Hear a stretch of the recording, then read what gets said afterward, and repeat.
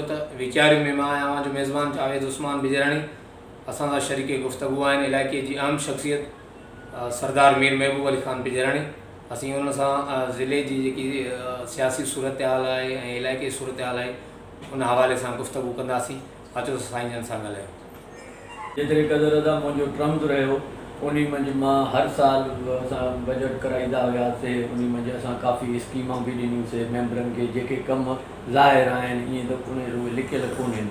उन मंझि बिज पुलियूं हुयूं, ॿियो कुझु हुयो ऐं सप्लाई हुई, कुझु सोलर इहे हुया, प्लेट्स हुया, नलका हुया। हर साल जेको असांखे मिलंदो महदूद बजट हुयो, पर उन मंझि बचत करे असां पोइ बि काफ़ी पुलियूं काफ़ी कमु करायासीं। अगरि जेसि ताईं इहो आहे त कीअं रहियो दौरु महदूद वसाइल हुया, वसाइल कोन हुया जीअं अॻ में हूंदा हुया चेयरमैन हिननि खे नाज़मनि खे उहो बजट कोन हुयो। पोइ बि जेतिरो महदूद बजट में असांखो जेतिरी ख़िदमत थी सघी ओतिरी ख़िदमत कईसीं आवाम जी। बाक़ी जेको ॿियो सुवालु आहे तव्हांजो ईंदड़ इलेक्शन में असां हिसो ज़रूरु वठंदासीं। बाक़ी जेको पार्टी डिसाइड कंदी त कंहिंखे ॾिए थी, छो जो हिन वक़्तु जेके बि ग्रुप आहियूं असां सभु पीपुल्स पार्टी में आहियूं, स्टेक होल्डर टे जेके आहियूं उहे इहो पार्टी जे मथां आहे त पार्टी जेको फ़ैसिलो कंदी उन ते असां अमल कंदासीं।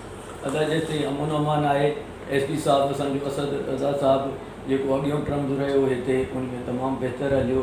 हाणे बि शुरूआत मंझि बहितरु, आख़िरी जेके 3-4 महीना हुया उन मंझि अमन अमान तमामु घणो ख़राबु थी वियो, जंहिंमें किडनैप बि थियनि पिया माण्हू काफ़ी। अॻे त वॾा माण्हू छड़ो खजंदा हुया, हाणे त जेको वीचारो मच्छी मारे पियो उहो बि खजी वञे पियो। इहे 3-4 महीना जेके आहे त तमामु हिकिड़ा ॾुखिया गुज़रिया असांजे ज़िले जे मथां। नए SP जी मुंहिंजी मुलाक़ात कोन थियल अथसि।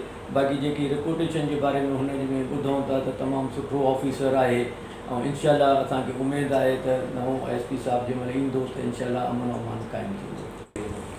अॻ में बि असां इहे कोशिशूं वरितियूंसीं, 1-2 फ़ैसिला बि थिया उन्हनि जा जंहिं ते अमल न थी सघियो। तव्हांखे बि इहा ख़बर हूंदी सॼी। ॿिए दफ़े वरी डेट थी त डेट में सरदार साहिब ते साहिबु उन्हनि जो कौमारनि जवाबु ॾिनो, कोन आया। हाणे बि मुंहिंजी सरदार ते ख़ान सां राब्तो रहे थो। उनखे मुंहिंजी इहा ई रिक्वेस्ट आहे त इन मसइले खे वेही हल कयूं ऐं सरदार साहिबु बि दिलचस्पी वठे थो। पर अॼुकल्ह ॾिसो था क़ौमनि मंझि कुझु माण्हू अहिड़ा आहिनि जेके नथा चाहिनि त इहो अमन अमान ऐं फ़ैसिलो थिए, छो जो उन में उन्हनि जा ज़ाती मफ़ाद बि आहिनि। इन जे करे उमेदु आहे त सरदार साहिब खे बि मां चयो आहे असांजे तरफ़ां न त कोन्हे, इनशाला इन मसइले खे बि जल्द हल कंदासीं असां ॿई गॾिजी। जी नाज़रीन, सरदार मीर महबूब अली ख़ान बिजराणी जो चवणु हो त आउं बतौर चेयरमैन ज़िला कश्मीर कंदकोट जेके असांखे महदूद बजट मिली हुई, उन जे बावजूदि असां जेको आहे ज़िले में तमामु वॾी हद ताईं बहितर तरक़ियाती कमु कराया ऐं उनजो वधीक चवणु हो इलाइक़े जे अमन अमान जे हवाले सां।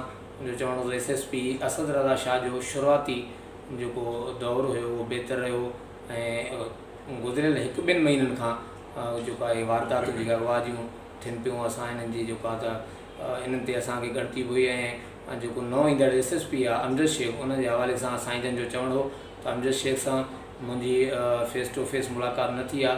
ॿुधो आहे त उहो हिकु सुठो ऐं सख़्तु ऑफिसर आहे ऐं उन उमेदु कई त नओं ईंदड़ जेको SSP आहे ज़िले कश्मीर कंदकोट में अमन बहाल कराईंदो। ऐं वधीक सरदार मीर महबूब अली ख़ान बिजराणी जो चवणु हो त सूबाई वज़ीर मीर साहिब मीर शबीर अली ख़ान बिजराणी जी जेकी तबियत आहे उहा जेको आहे त हिन वक़्तु बहितरु आहे ऐं अलाह मां उमेदु आहे त कुझु ॾींहंनि में जेकी उनजी वरी ॿीहर कोरोना वायरस रिपोर्ट थींदी ऐं उहा नेगेटिव अची वेंदी। कैमरामैन टीम सां गॾु Javed Usman Bijrani, JTN web news करम।